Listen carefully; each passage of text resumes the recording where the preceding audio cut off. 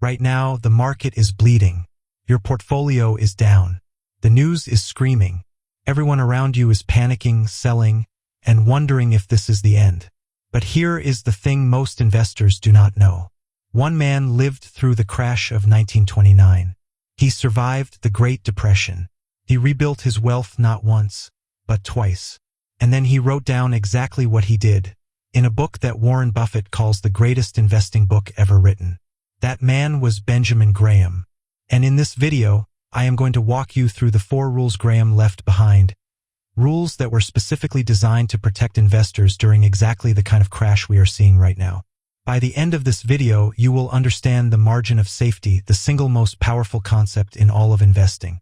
You will understand why Mr. Market is actually your best friend during a downturn, not your enemy. You will know how to find undervalued stocks when everyone else is running for the exits. And you will have the exact framework that Warren Buffett still uses to this day. These are not theories. These are battle-tested rules from a man who survived the worst financial collapse in modern history. So if you have ever wondered what separates investors who get wiped out in a crash from those who come out richer on the other side, this video is for you. Let us get into it. Before we talk about the rules, you need to understand the man who wrote them. Because these rules were not created in a classroom.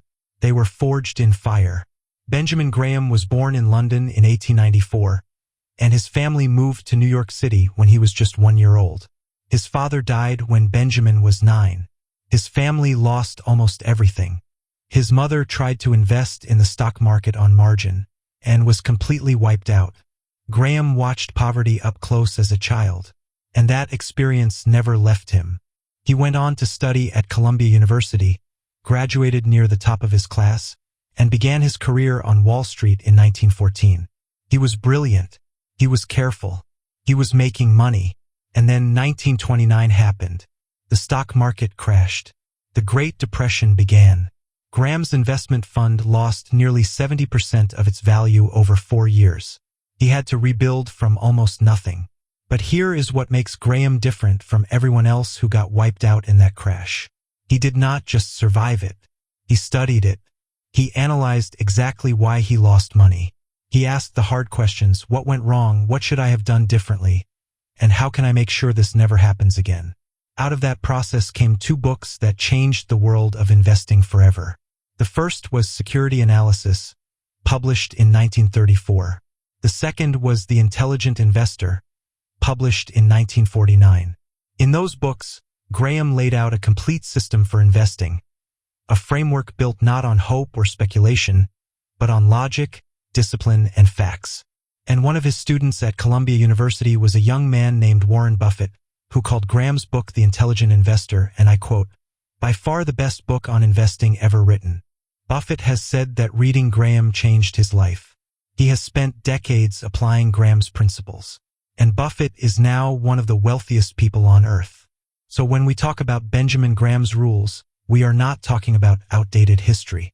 We are talking about the foundation of modern value investing, a foundation that still works, still protects capital, and still generates wealth.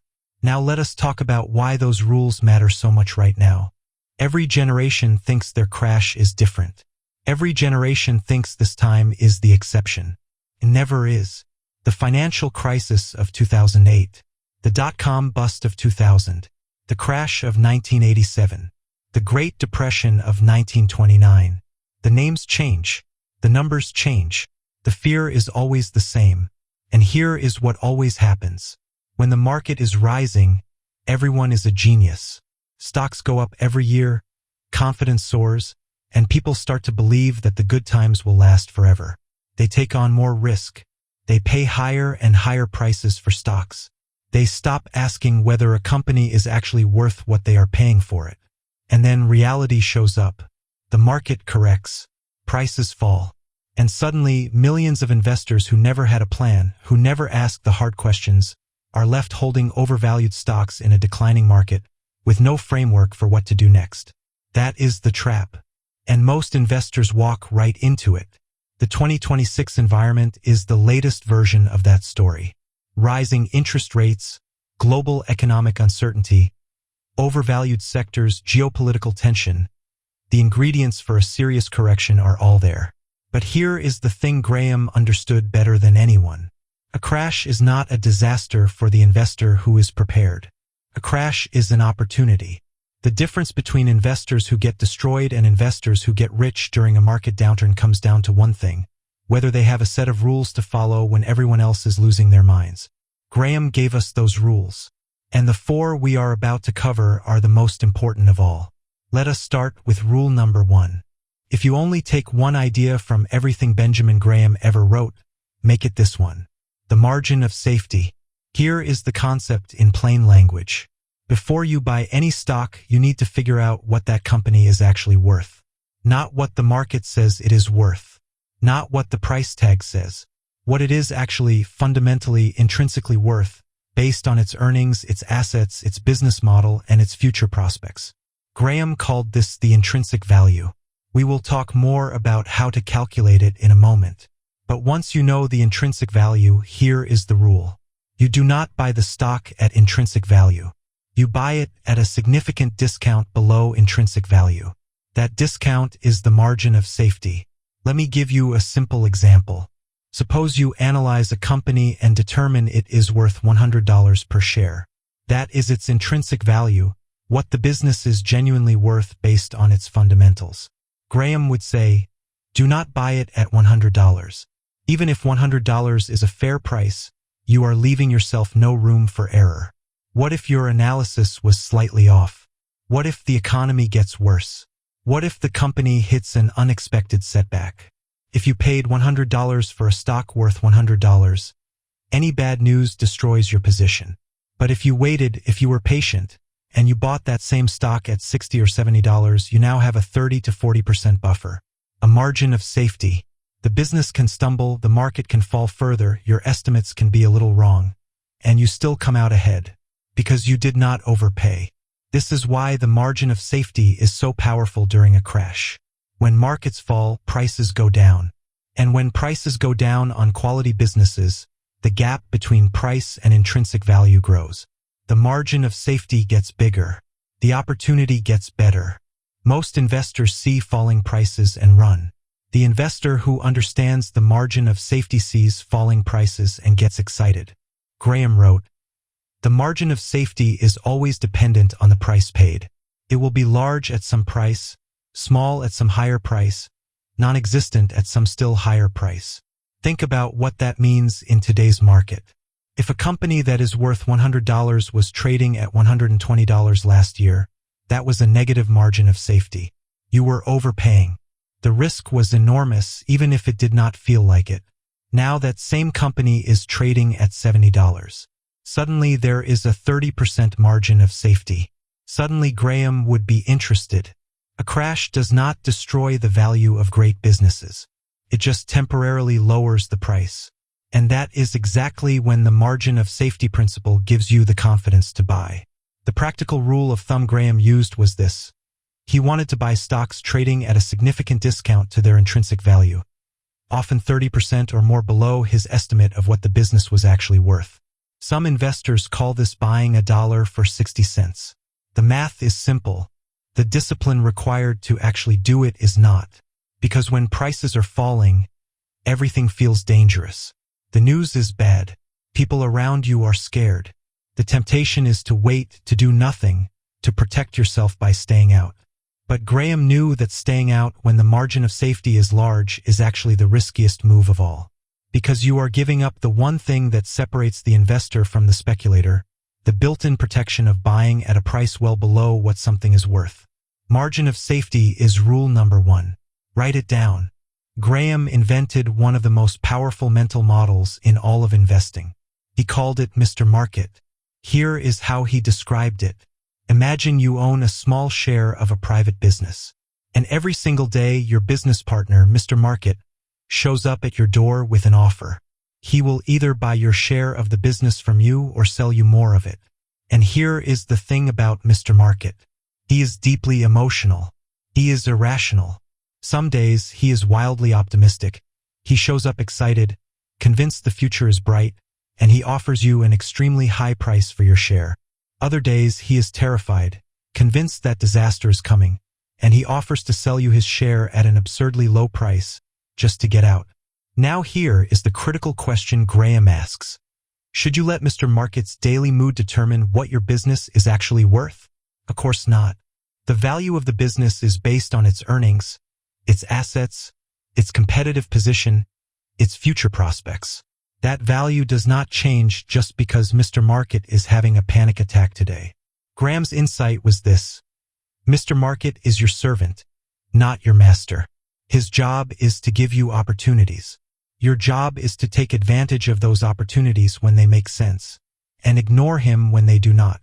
When Mr. Market is euphoric and offering you outrageously high prices for your stocks, sell to him. When Mr. Market is terrified and offering to sell you great businesses at ridiculously low prices, buy from him. This is the exact opposite of what most investors do. Most investors watch Mr. Market every day. They let his mood determine how they feel. When he is optimistic, they feel confident and buy. When he is terrified, they feel scared and sell. They are letting an emotional, irrational person control their financial decisions. The intelligent investor uses Mr. Market's emotions to their advantage. Right now, in the current market environment, Mr. Market is scared. He is offering you prices that are far below what many businesses are actually worth. He is practically begging you to take his shares off his hands.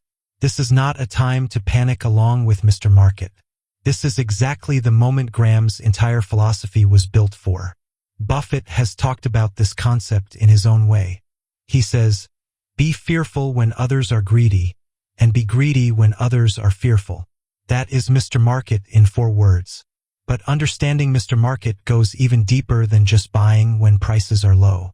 It also means having the psychological strength to hold your position when Mr. Market goes even lower after you buy. Because here is what always happens. You buy a stock at what you believe is a great price. You have done your analysis. You have your margin of safety. And then the market keeps falling. Mr. Market comes back the next day with an even lower offer. Most investors panic at this point. They think they made a mistake. They sell at a loss, locking in the damage. The investor who understands Mr. Market thinks differently. They look at that even lower price and ask, has anything changed about the underlying business? Is the company still fundamentally sound? Is the margin of safety now even larger? If the answer is yes, the business is still good, the price is now even better, the rational response is not to panic. It might be to buy more. This is what separates the great investors from the average ones. Not intelligence. Not access to information. The ability to stay rational when the market is irrational. Mr. Market will always be emotional. Your job is to never be. We have talked about buying at a margin of safety below intrinsic value. And we have talked about how Mr. Market's price swings are not the same as changes in intrinsic value. But now we need to answer the most important practical question in all of value investing. How do you actually calculate intrinsic value? This is where a lot of investors get intimidated. They think it requires a finance degree, complex spreadsheets, or inside knowledge. Graham would disagree.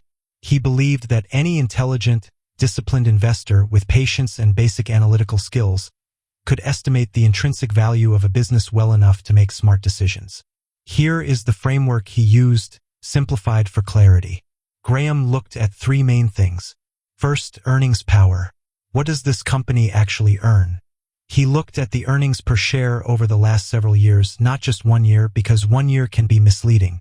He wanted to understand the company's normal, sustainable earning power over time. He would often average earnings across 7 to 10 years to smooth out the ups and downs. Second, assets. What does the company actually own? Graham was a big believer in what he called the net current asset value. Basically, if you took everything the company owns right now, sold it all off, and paid off all the debts, how much would be left per share? If you could buy the stock for less than this number, you were essentially getting the business for free. Graham called these net stocks, and he loved them. Third, growth and stability. Is the business stable? Has it been consistently profitable for many years? Does it pay dividends? Does it have more assets than liabilities? Graham wanted companies with long track records, not exciting new startups with no history. From these three inputs, he built an estimate of what the company was worth. Not a precise number. Graham understood that valuation is not a science, it is an estimate, but a reasonable range. And then he applied his margin of safety to that range. Now here is a practical checklist Graham used for what he called defensive investors, regular people, not financial professionals, who wanted to buy quality stocks at reasonable prices. First, the company should have adequate size. Large, established companies with stable businesses. Not tiny companies that could vanish overnight. Second, strong financial condition. Current assets should be at least twice current liabilities. The company should not be drowning in debt. Third, earnings stability. The company should have had positive earnings for at least 10 consecutive years. No exceptions. Fourth, a dividend record. The company should have paid dividends consistently for at least 20 years. This shows that the business reliably generates real cash. Fifth, earnings growth. Earnings per share should have grown by at least 1/3 over the past 10 years. The business needs to be moving forward. Sixth, a moderate price-to-earnings ratio. The stock's price should not be more than 15 times its average earnings over the past 3 years. This prevents you from overpaying. Seventh, a moderate price-to-assets ratio. The stock's price should not be more than 1.5 times its book value. Again, this is about not overpaying. If a stock passes all 7 of these tests, and it is trading at a meaningful discount, Graham would consider it. Now you might be looking at that list and thinking, in this market environment, how many stocks actually pass all 7 tests? The answer is probably not many, but that is exactly the point. Right now, some stocks that were previously too expensive to pass test 6 and test 7, the valuation tests, are now starting to look more interesting. A crash does not mean everything is suddenly cheap, but it does mean that certain high-quality businesses are starting to trade at levels where Graham's criteria can be met. Your job during a crash is not to buy everything. It is to apply this framework carefully, find the companies that pass the test, verify that your margin of safety is real, and buy those. Intrinsic value is your anchor. In a world where prices move up and down based on emotion and speculation, intrinsic value is the thing that does not lie. This might be the most underrated rule of all 4, and it is the one that most investors violate constantly. Graham was absolutely clear about this. Investing is a long-term activity, not years, decades. He drew a sharp distinction between an investor and a speculator. A speculator is someone who buys a stock hoping that the price will go up in the short term, next week, next month, maybe next year. They are trading on price movements. They are, in effect, betting.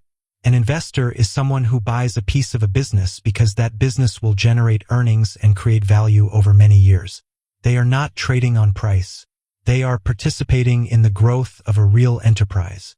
Graham believed that most of what people call investing is actually speculation in disguise. And speculation, no matter how sophisticated it looks, is fundamentally unreliable.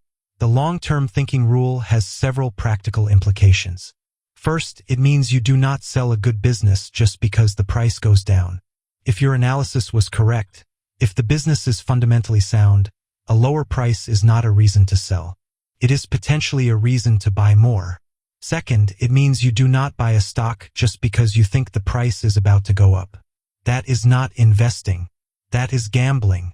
You buy a stock because the underlying business is worth more than you are paying, and over time, the market will recognize that.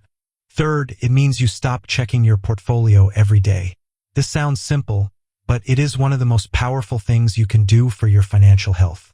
Every time you check your portfolio and see a red number, you are exposed to Mr. Market's emotions. You feel the urge to do something, and doing something, trading, reacting, panicking, is almost always the wrong move. Graham recommended that defensive investors should check their portfolios and rebalance no more than twice a year. That is it. Set it up correctly, then leave it alone. Fourth, long-term thinking means accepting that short-term pain is part of the process.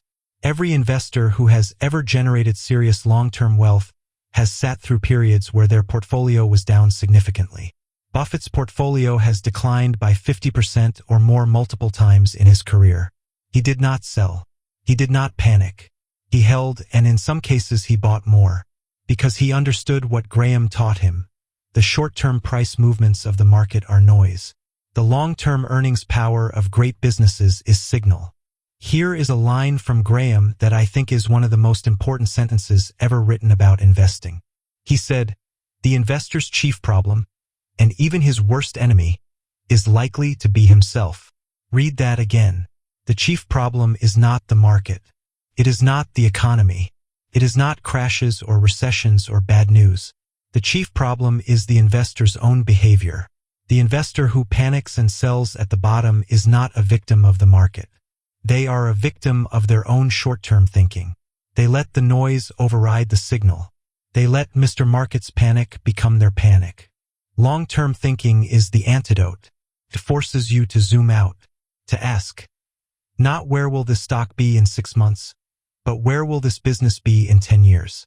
Is this company going to keep earning money, generating cash, serving customers, and growing?